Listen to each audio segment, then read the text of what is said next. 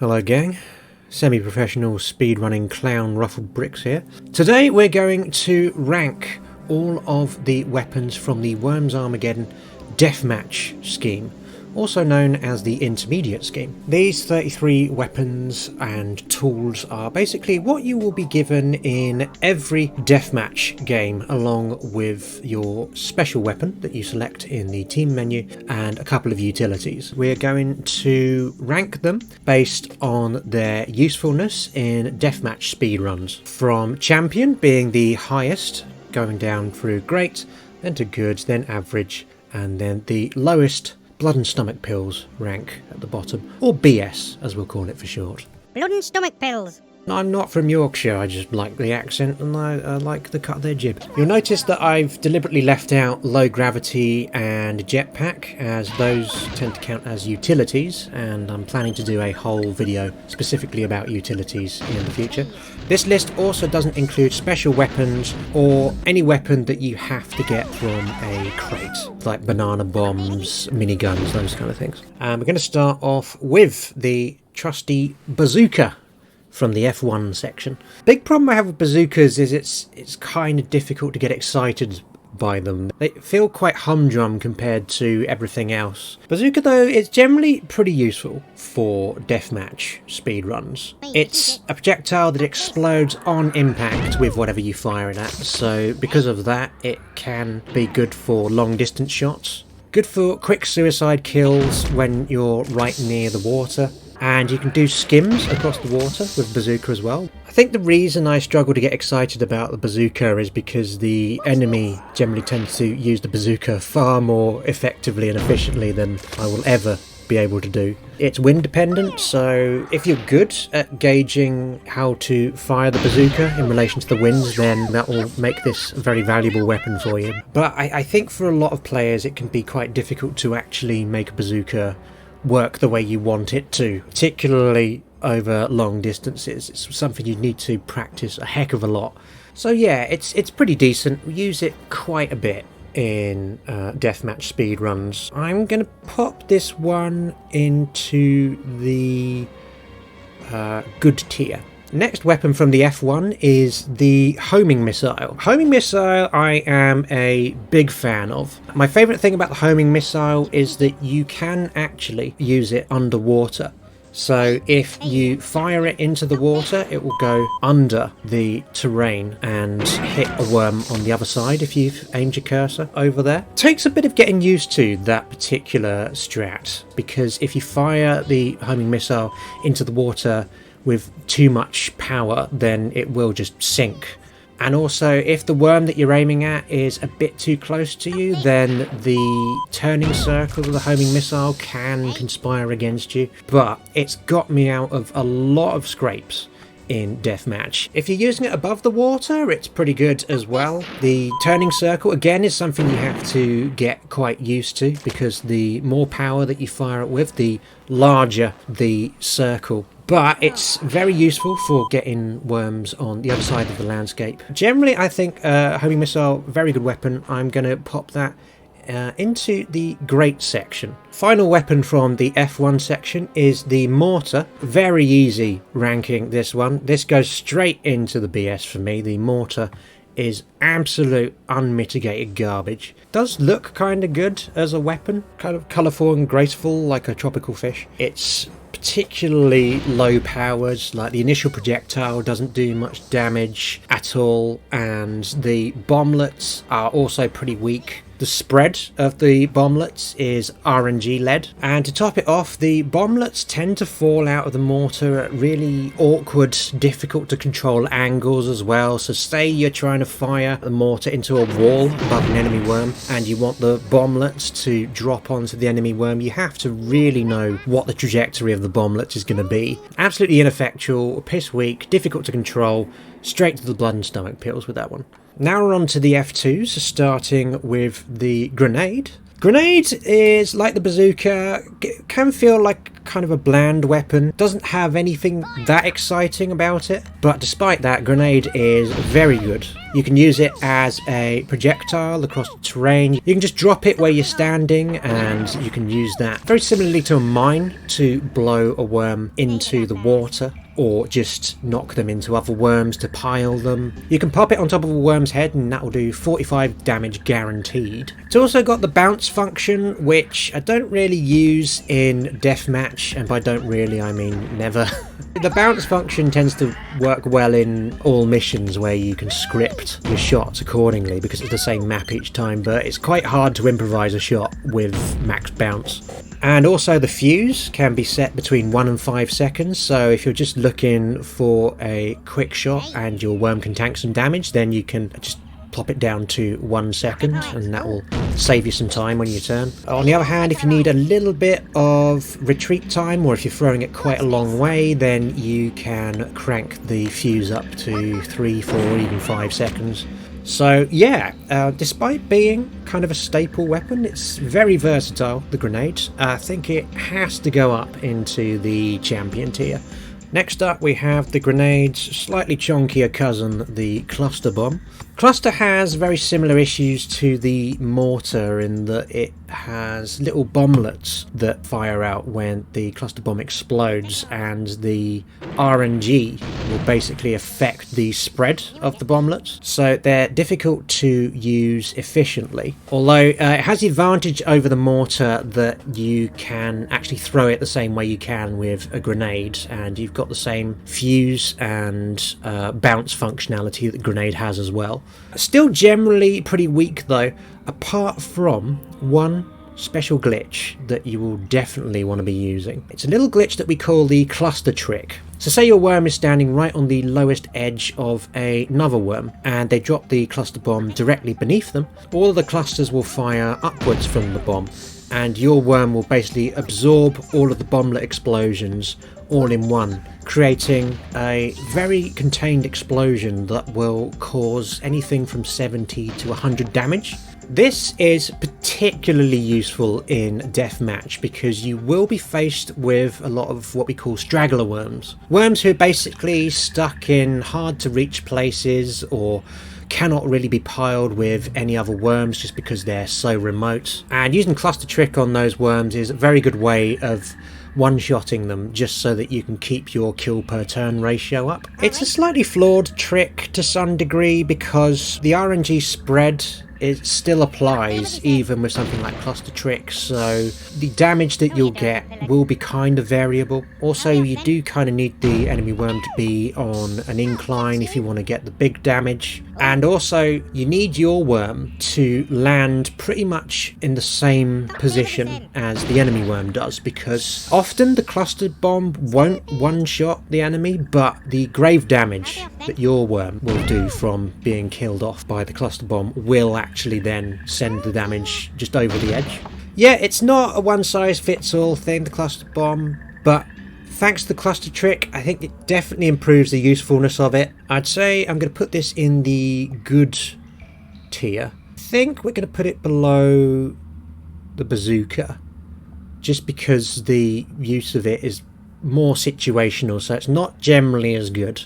Next up we have the battle axe. Battle axe is an interesting one in that its damage is percentage based rather than fixed. In deathmatch the battle axe will halve the enemy worm's health, so if they have 100 HP, then if you hit them with the battle axe that'll bring it straight down to 50. This is kind of a last resort weapon because you can't actually kill off an enemy worm with a battle axe unless they have 1 HP. However, it can be useful in some situations if you've got straggler worms in tough to reach positions, and let's say you've run out of a lot of your higher powered weapons like Dynamite or the sheep. Then battle axe can be a good way of just quickly, efficiently getting the enemy worm down to 50 HP. And then you can use like a shotgun or an Uzi on the next turn. It's one of those things where you can just walk straight up to the enemy worm, use the battle axe, and you don't have to worry about aim or the power of your shot or retreating or anything like that. So just the fact that you don't even have to think about what you're doing with the battle axe makes it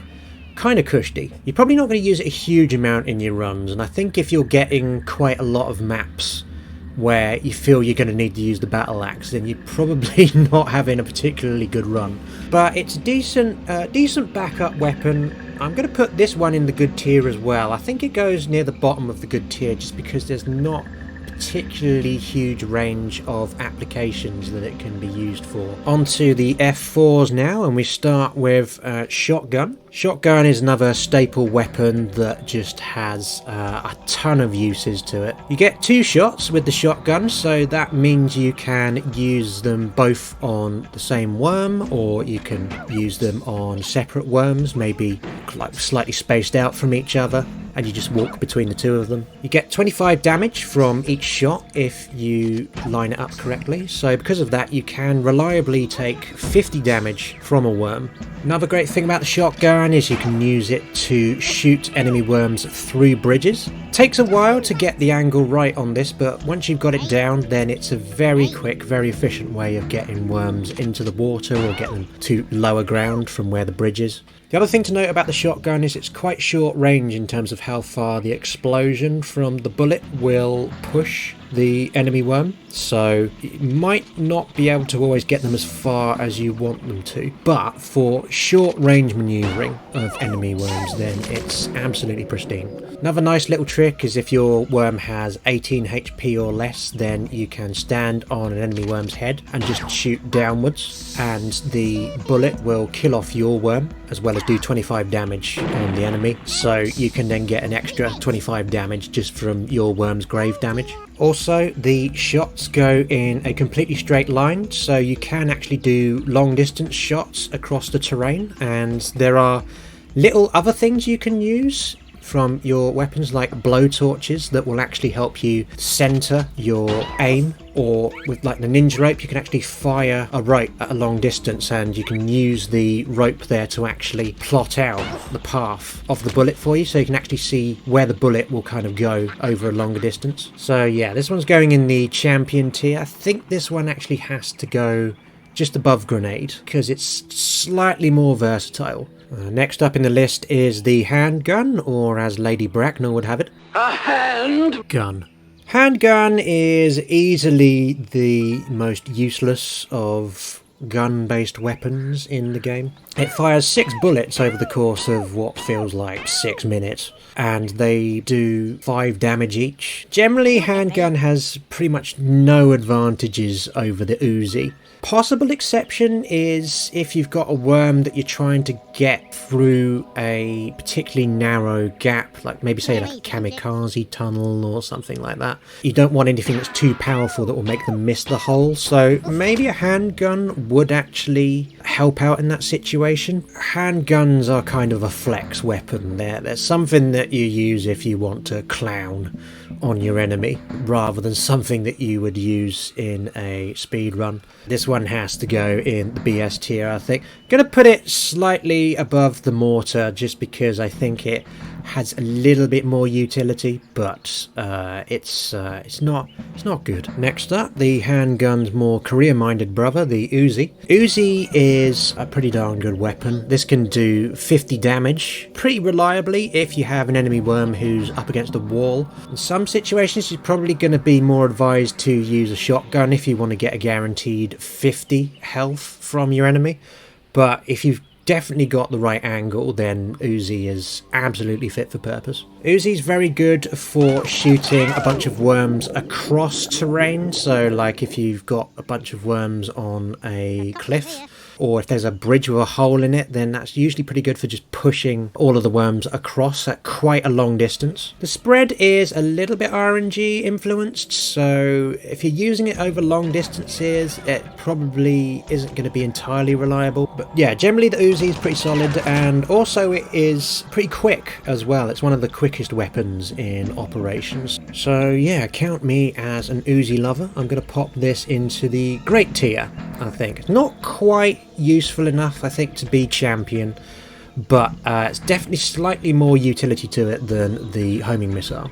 Next up is Longbow, and Longbow is another very good weapon from the F3 section. Longbows operate similarly to shotguns in that you get 2 shots per turn. So again, you can either use them on one worm or you can use them on a myriad of worms. You generally will find with Deathmatch that you'll use Longbow in the earlier turns quite often because it's just a good way of getting everyone into better positions. Compared to a shotgun, the arrows that the Longbow fires send enemy worms further, so they're very good if you want to knock an enemy worm over a small gap, for example, or if you want to knock a bunch of worms down a slope. Particularly useful weapon to use with low gravity as well, as the range of the shots that you get can be extremely useful for getting worms into the water. It's not necessarily something you'll always be using for immediate kills, but as far as piling goes, it's definitely up there. Kind of want to put Longbow into the champion section, but there's a couple of issues with the Longbow that I think just kind of hold it back a bit. You don't have the same range of aim that you do with a shotgun, so you can't aim a Longbow vertically, for example. So because of that, you might find there's some angles whereby the Longbow just isn't usable. Another issue with the Longbow is that it can backfire on you if you stand just the wrong distance away from the enemy worm that you're trying to hit. So you kind of need to get right up close to them, and in fact, if you actually get inside the worm by dropping into them with a ninja rope or something, then that usually is a very good way of avoiding backfiring. So there's a few teething limitations that stop the Longbow from being quite as up there in the tiers as it could be, but nonetheless I think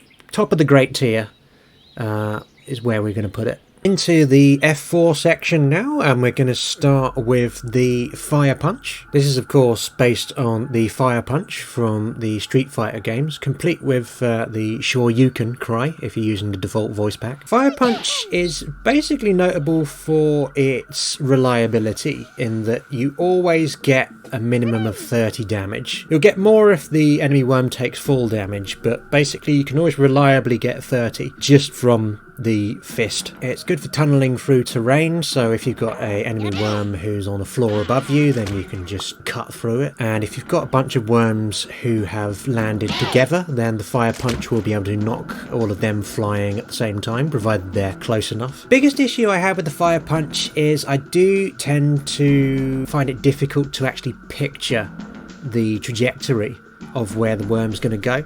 It might possibly be just because I have a habit of using the Kamikaze so often, which has a larger trajectory than the Fire Punch. But yeah, pretty simple, easy to use, a lot of good things going for the Fire Punch. I think we're going to pop that one in the great tier. I think I'd probably use Fire Punches slightly more than Uzis, so I'm going to just bring it up to here in the great section. Next up is the Hadouken to the Fire Punch's Shoryuken. This is the Dragon Ball.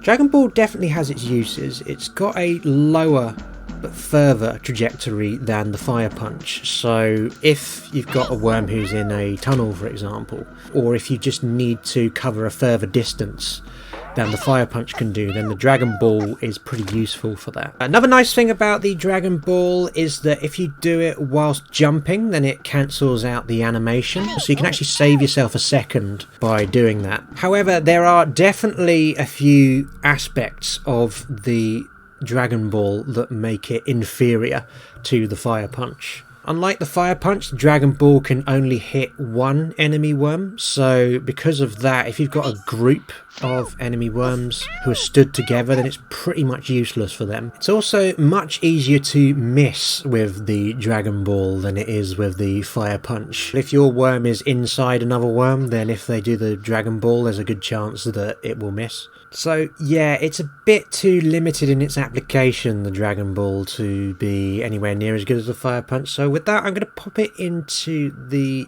average tier. Next weapon is the Kamikaze, and this is a pretty easy choice as well. This one definitely goes up into the champion tier. For deathmatch, this weapon is pretty much essential for getting mega kills. At the beginning of pretty much every battle in deathmatch, you're going to be scouring the landscape looking for lines of worms, either horizontal, vertical, or even diagonal, that you can just plow a cami through and plop maybe 2, 3, 4, maybe even more worms in one go. Although I should probably stress that the Kamikaze very much has a double act partner in the form of low gravity. With low gravity, the range that you can throw enemy worms across is greatly increased, and therefore it becomes much more useful. Also, if you have worms in a few separate pits that are right next to each other, and some of them are pretty weak, then doing a cami through the pits can be very useful. And even if you don't necessarily get kills from a cami, just the movement possibilities it opens up from being able to knock worms across the map can be extremely helpful. And plus the explosion at the end of the cami can do decent damage as well, particularly if it comes in right as the enemy worm gets the rush damage as well. It does come at the cost of one worm, but for the most part in deathmatch you will be able to expend them. Another thing you'll need to note is the distance that a cami can travel is variable depending on whether there is terrain up to a certain point or not. You do have to be careful though that you don't just get into the habit of thinking that any line of worms can be a kamikaze opportunity. In fact, there are many that you'll see in battles that look like they'd be a good cami, but it might be just slightly too far, or there might be an obstacle in the way that's just slightly too close. And these are what I like to call camirages. They look like a cami, they smell like a cami, but bro, they ain't a cami. However, if you can exercise the requisite restraint, then this weapon is an absolute boon. But yes, cami, absolute champion, top tier, king of the hill, very valuable weapon for deathmatch. Next up is the Kamikaze's rather less gung-ho sibling, the Suicide Bomber. Suicide Bombers are kind of disappointing overall. They were pretty useful as a cheat in Worms 2, where they could actually do up to 100 damage, but in this game they can only do up to 30. And they do release a little cloud of toxic gas as well that can poison the enemy, but poisoning isn't really particularly useful in deathmatch. You're trying to kill off the enemy as quickly as possible, and poison damage takes a long time to really have an effect on your enemies, as it basically deducts 5 HP per turn. So the explosion is too weak and the poison gas is kind of too slow really for this weapon to be of any great service. I do occasionally use suicide bombers when I've got a worm next to a fairly weak enemy worm. If they're both in a pit and there's a chance that if I use another weapon like a fire punch, then my worm will fall next to the enemy and take damage from their grave explosion, then I'll use the suicide bomber just because that gets my worm out of the way. So it can be a minor time save, and because of that I'm going to pop suicide bomber at the top end of the blood and stomach pills counter for now. Next up from the F4 we have the prod. Prod is, I think, treated as kind of a meme weapon, like the handgun, but a bit more explicitly humiliating for the recipient. It's a very quick weapon to use, although that said it is 5th in the F4 row of weapons. So actually switching to prod can take up a little bit more time than switching to a weapon that's slightly earlier. But like with the handgun, it can be useful for when you want to knock an enemy worm into the water without overshooting. So if it's kind of a narrow gap between two platforms, then a prod might be pretty good for that. So yeah, it doesn't have a great degree of usages, but it's definitely better than BS, this one. So I'm going to pop it in the average row, just below the Dragon Ball. Into the F5s now, and we start with the Dynamite. Dynamite is another weapon that you're probably going to be using in almost every deathmatch battle. It's one of the few weapons in your arsenal I like to call the chonkies, because they do up to 75 damage, which is pretty sizable, and you don't get many weapons that powerful, so you're definitely going to want to use those wisely. Dynamite generally works best when placed on an enemy worm's head, and depending on the pixel position you're on their head in, then it will do a different arc in terms of how it launches the enemy worm. So you'll need to learn how to dynamite hat enemy worms effectively if you're going to make the most of this weapon. Otherwise, if you just drop it on a worm's head, then it will do 71 damage reliably, and if that worm happens to bounce off a ceiling or maybe ricochet off a wall while they're on the way back down, then they will actually incur fall damage as well, which can bring them up to maybe the mid-80s. But yeah, this one's very good for plopping worms who are a bit more centered in the terrain. It's very good for blowing out holes in the landscape of slightly chunkier land if you want to get enemy worms into a pile. Very useful staple weapon, so yeah, we're going to pop that into the champion.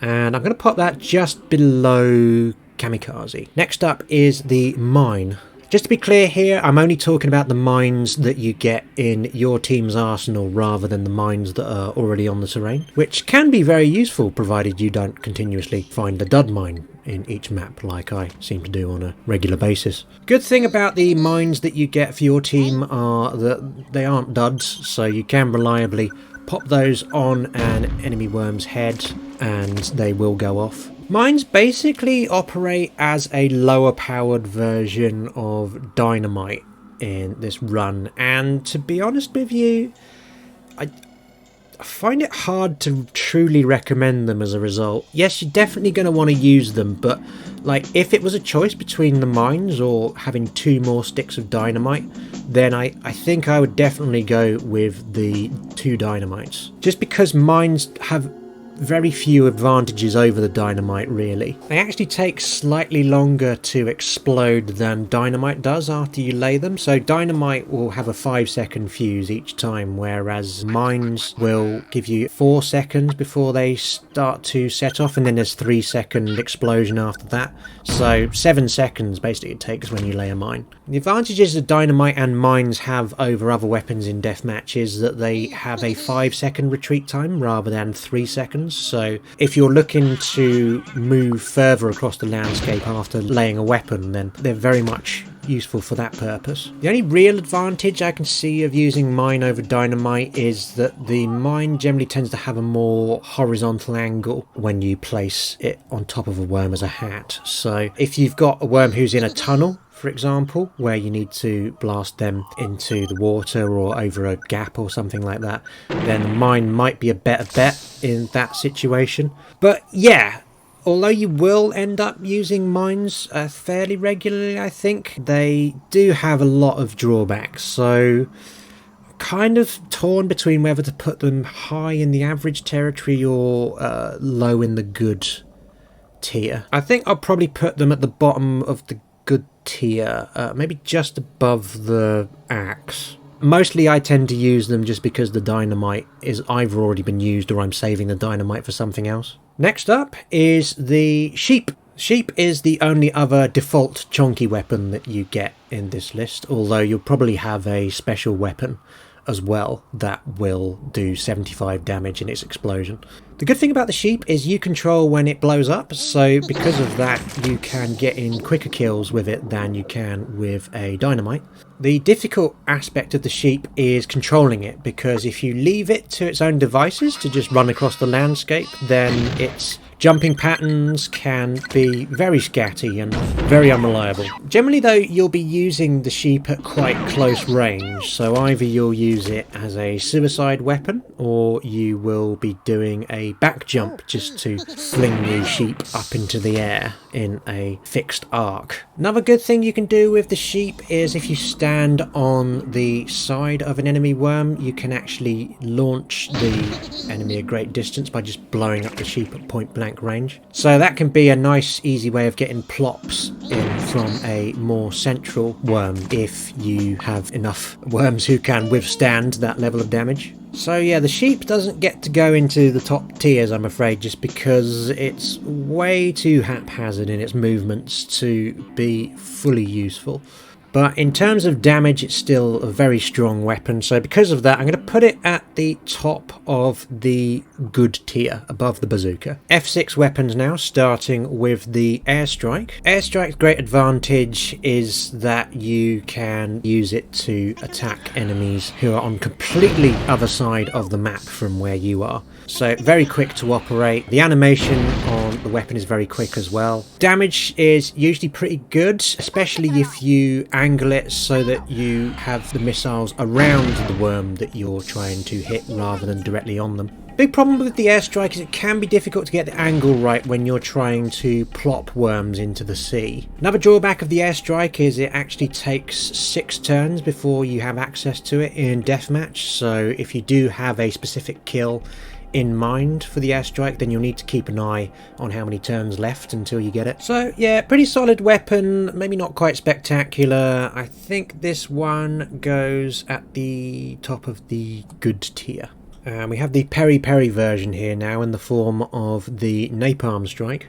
Napalm Strike is one of those weapons that I absolutely adored when I was a teenager, but like, in terms of how useful it is overall, I feel my opinions kind of changed on it over the years. Definitely has power.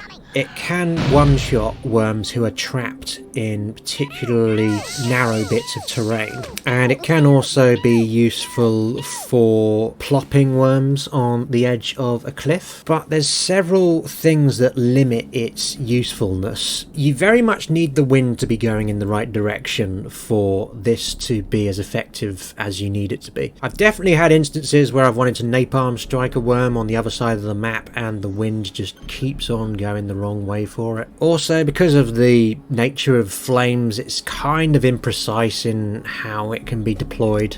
And also, if you blow up any oil drums with the Napalm Strike, then due to the limit on how many flames are allowed on the screen at any particular moment, then it might actually kill off some of the flames of your Napalm Strike. So yeah, generally I'll reach for the Napalm Strike only if I have already used my airstrike first, except in some fringe situations. Might be a controversial take this, but I'm going to put Napalm Strike in the average tier, although I'm going to put it at the top of the average tier. I do think it has its uses, but like the Dragon Ball next to it, I just think there's too many issues with its operation in order to make it broadly useful.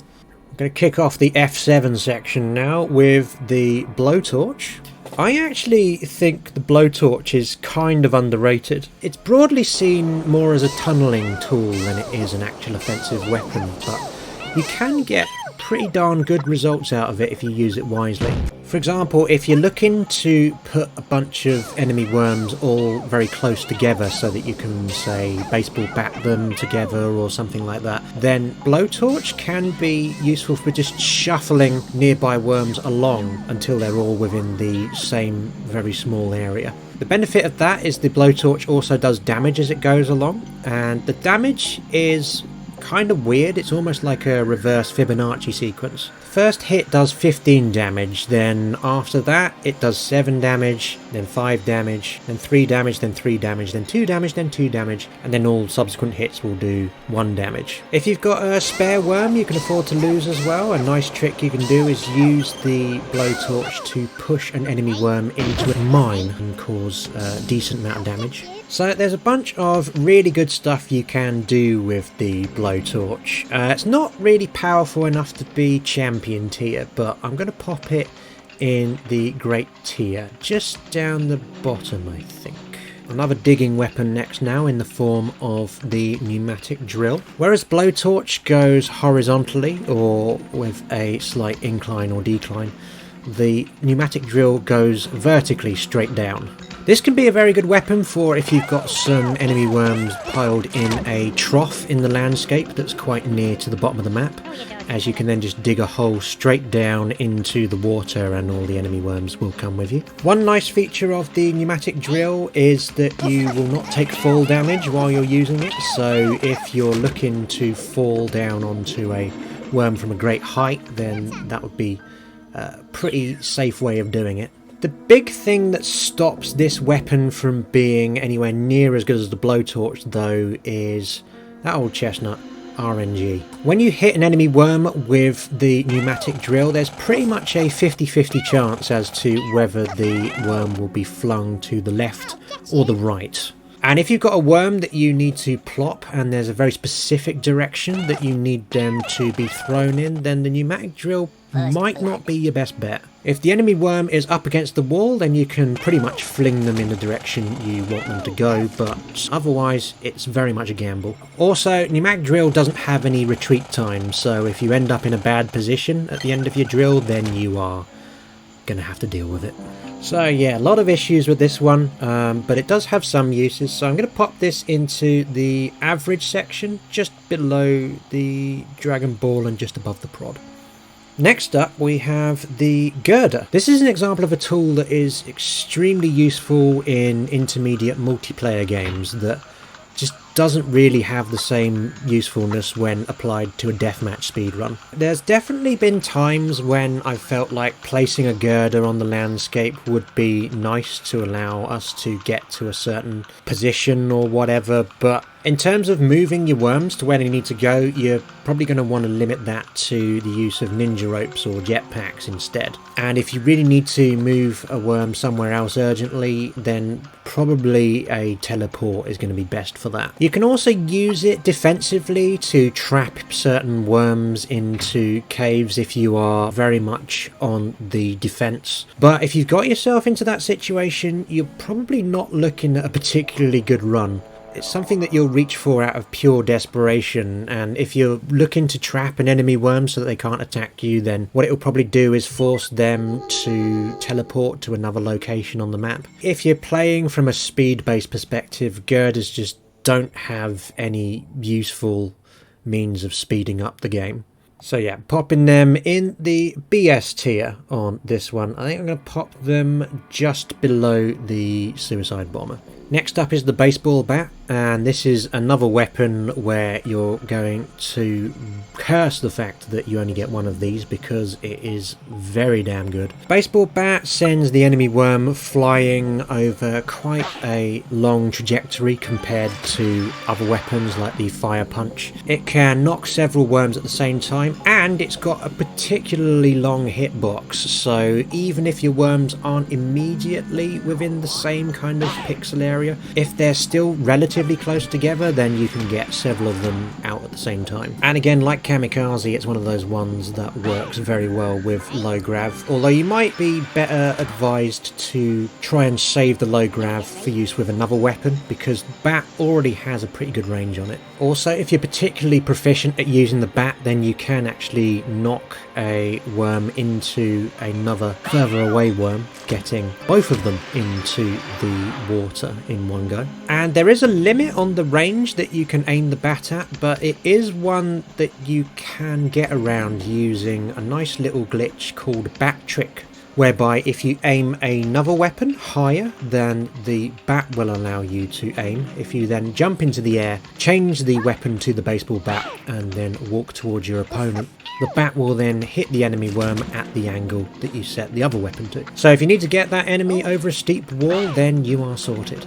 The only real flaw with the baseball bat is that there are some angles that might prove a little difficult to hit an enemy worm at. And if you find your worm inside another enemy worm, then you can actually end up missing with the baseball bat if you do it from right in the middle, so you may need to position yourself accordingly. But overall, only real thing you can complain about with the baseball bat is the limited supply that you get of it. Very much belongs in the champion section. Just above the shotgun, I put that. Onto the F8 section now, and we start with a very easy one to rank, which is the ninja rope. This pretty much belongs right at the top. There's absolutely no way that you are going to be doing a deathmatch run without copious use of ninja ropes throughout. Ninja ropes are what you're going to need to get around the map, and yeah, you don't get full functionality of them in this scheme, so you don't get unlimited shots of the rope like you would in all missions. Instead, you only get to use one extra shot once you're on the rope. The rope's length isn't as long, and also rope knocking is disabled in deathmatch. So if you're looking to move enemy worms around by just flinging your worm into them, then they are going to effectively be nailed to the terrain until the turn time is up. Which does mean you can do rope knocks just outside of the turn time, but they are very hard to time.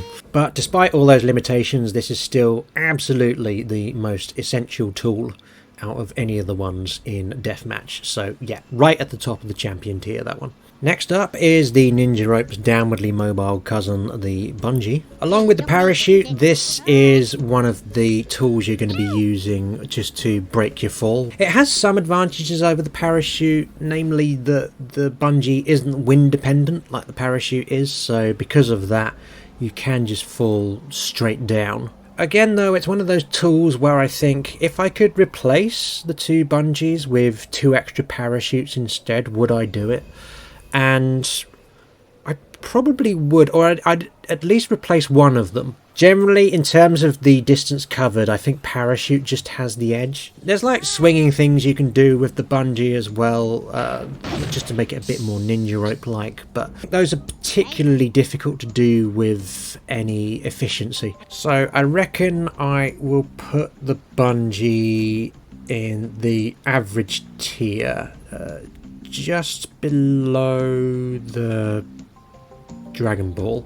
And then with the parachute, the main advantage that you have with this over the bungee is that because it's wind dependent, it can be useful for getting you across terrain. So like if you've got a big gap that you need to float across, you can, or if there's a worm at the edge of the map who's kind of holed up in a cave and the wind's going the right way, you can then jump towards the water. The parachute will kick in and then you can just push the other direction for dear life. Also, there's little extra things you can do with it, like if you are trying to jump up to a platform and it's just slightly too high, sometimes if you do a backflip and then use a parachute to float onto the platform, then that will just give you a little pixel edge in getting up there. Because it's wind dependent, obviously that's an RNG issue, so you might not get what you need when you need it, but it does help a lot more when it comes to falling than bungee does, I find. That said, in most cases you're probably going to want to try and use a ninja rope instead of a parachute if you can, just because it's usually quicker at getting to where you want to go. But if you're running low on ropes or you're trying to save them for later on in the battle, then parachute is definitely a go-to tool. So I'm going to pop the parachute at the top of the good tier. And then the last of the F8s is the teleport. Teleport is a bit of a double-edged sword as movement tools go, because although you can transport yourself to pretty much anywhere on the map using the teleport, you basically forfeit your turn by doing so. So again, it's one of those things in speedrunning where you're probably going to try and avoid that unless you absolutely have to use it. Having said that, because deathmatch maps are so RNG heavy in the way that they are seeded, then there's often going to be situations where you end up with all of your worms in absolutely terrible positions, and rather than think too hard about how to get out of there, then just going straight for the teleport as quickly as you can, it's often a pretty efficient way of dealing with that situation. You get no retreat time with a teleport as well, so although that does mean you won't be able to do any repositioning when you get to the other side, it does mean that that turn will be over quickly. So yeah, you might see it as a bit of a cop-out, but I think teleport, quite a valuable tool for deathmatch speedruns depending on how your luck goes. I'm going to beam it up to the low part of the good tier, just above the battle axe. Onto the F10s now, with the Petrol Bomb. This is another weapon that I actually think is kind of underrated in deathmatch speedruns. They're definitely quite fiddly to use, the Petrol Bombs, but there are certain situations that they can be really useful for. Once again, they involve flames, so because of that, it is going to be wind dependent when you are able to use it. But if you've got enemy worms on an opposite bank to where your worm's standing and you just want to do a quick slide to get those worms into the water, then actually a petrol bomb can be very useful for that. It's not really a weapon you're going to be wanting to try and do much damage on a enemy worm with, although if you do have a worm who is in a explosion crater, then the circular structure of it can mean that if you just drop a petrol bomb onto their head, then the flames will make the worm roll back and forth in the flaming half pipe that you create, and the damage rolls on those can be surprisingly plausible. Also, don't forget that the flames stick around for several turns as well, which once again can be a double-edged sword. The long-lasting flames can be useful for getting extra damage in on worms who are in a pile, but they might also get in your way if you're trying to deal with worms in a particularly confined section of the map. So yeah, I like the petrol bomb. It's not good enough to be in the top tier for sure, but I think we can pop this one quite low in the good section, just above the battle axe. Next up is Pepe Le Pew himself, the Skunk. This one's quite sad because I actually really like skunks as a weapon. They're great fun to use in multiplayer games just to poison swathes of your enemies. It makes a funny noise and it's nice to engulf the enemy with your own waft. However, as we mentioned with the suicide bomber, poisoning really doesn't have much use in speedruns just because it takes too long for the damage rolls to actually be useful. And also the explosion the skunk does is pretty weak, like maybe about 25 HP I think. Plus you don't even get to use a skunk until your third turn, so even if you were thinking of using it for a later battle, like the elite battle for example, it's still gonna drag out a bit before you get there. So yeah, as far as deathmatch goes, skunks just stink. They just can't go anywhere other than the bottom of the BS tier, I'm afraid. Finally, into the F12s, where we start with Skip Go. We're probably going to have to rank this one pretty low, just because you're not going to get a deathmatch run done by doing nothing. That said, however, there are some runs I've done where I have ended up using Skip Go on maybe 1 or 2 occasions, just because you're waiting for an enemy worm to get into a better position for you to hit them. For example, if you want them closer to the water so you can do a plop with them, you might forfeit your go when you know that that worm is about to get a turn. So it does have very sporadic usefulness when it comes to helping with a speed run. But overall, it's going to go into the BS tier. Popping that one right near the top though, I would say. Just above the suicide bomber. Notice the look on Suicide Bomber's face there saying, I can't believe I lost to a skipping rope. Next up is the Surrender. Not just useless for deathmatch speedruns, actively detrimental this one. The amount of runs I've had killed where I've tried to switch to the select worm using F12 and then for some reason the buttons go off piste and I end up selecting Surrender instead. Almost as if it's been placed there maliciously. Also, even if you do want to give up a deathmatch speedrun, just hit pause and click quit the game.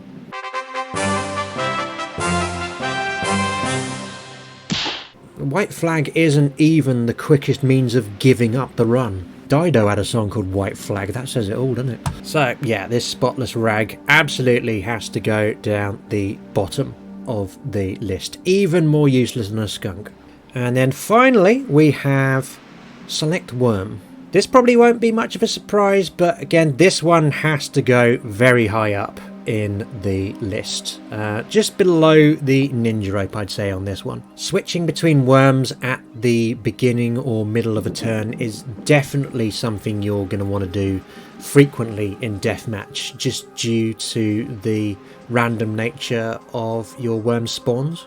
You might do it to take advantage of an enemy worm being in a particularly vulnerable position, or you might do it just because the worm that you've been given for that turn is kind of useless. You can also use it to maximise the damage in a turn by setting off a mine from the terrain and then selecting worm to another one in your team, just so that the mine does the damage that you need it to do whilst you end up working elsewhere on the map. So yeah, very, very useful. I'm only placing it below ninja ropes because I think if it came down to whether we'd want an infinite amount of ropes or an infinite amount of select worms, I think the ropes would have it. Just because the ability to move infinitely around the map, I think, outweighs the ability to switch between worms, because then technically most of your worms won't be useless. So yeah, that is my tier list for every single weapon slash tool within Worms Armageddon Deathmatch. Do you agree with these choices? Do you disagree with them? Have you spotted anything I've missed? Let me know in the comments below. Thank you very much for watching. This video is over.